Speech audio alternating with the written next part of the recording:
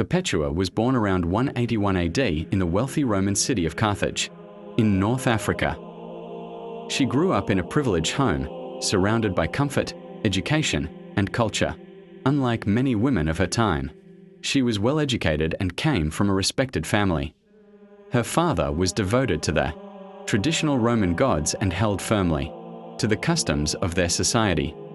As she matured, Perpetua entered into marriage, though history says little about her husband. What is known is that she became a young mother, giving birth to a son. Her life at this stage seemed complete. She had status, a family, and a future filled with security.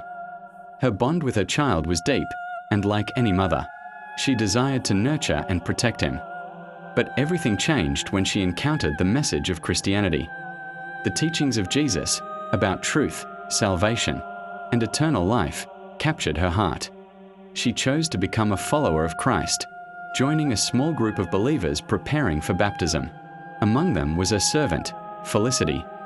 This decision, however, placed her in direct conflict with the Roman system, where Christians were seen as disloyal for refusing to worship the emperor. Her conversion also created deep tension within her own family. Her father, unable to understand her choice, pleaded with her to abandon her faith. He reminded her of her responsibilities, her family name, her future, and most of all, her infant son. Yet Perpetua remained firm. She explained that just as an object cannot be called by a name other than what it truly is, she could not deny who she had become, a Christian. In 203 AD, during a period of persecution under Emperor Septimius Severus, Perpetua and her fellow believers were arrested. They were thrown into a harsh prison where conditions were dark, crowded, and suffocating. For Perpetua, one of the greatest pains was being separated from her baby. She suffered deeply until, through intervention, her child was finally brought to her. Being reunited with him brought her comfort, and she was able to nurse him again. But it also made the reality of her situation more painful. She knew she might soon leave him forever. She spent several days to a few weeks in prison. During this time, her father visited her repeatedly, begging her to reconsider. At one point, he even appeared before the authorities with her baby in his arms, hoping to persuade her to deny her faith and save her life.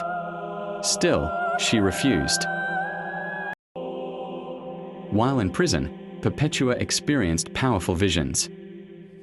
She saw a narrow ladder leading to heaven, filled with danger.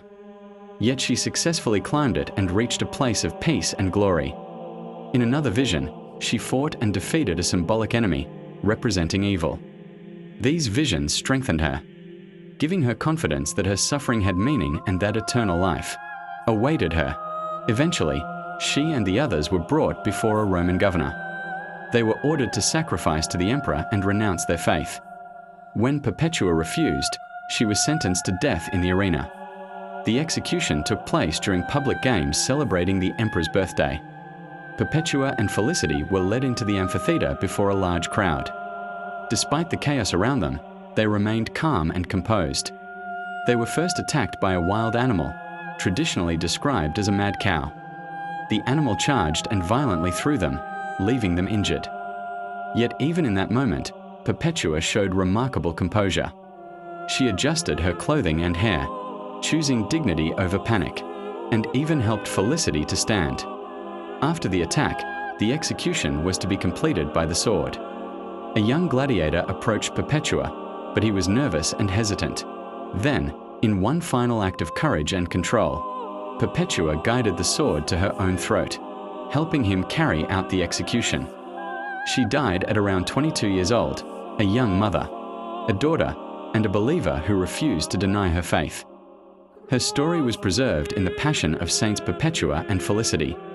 Partly written in her own words, it spread throughout the early church, becoming one of the most powerful testimonies of faith under persecution. Perpetua's life is remembered not just because she died, but because of how she lived and how she chose.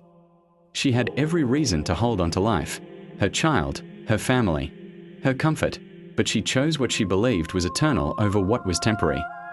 And that is why her story still speaks today.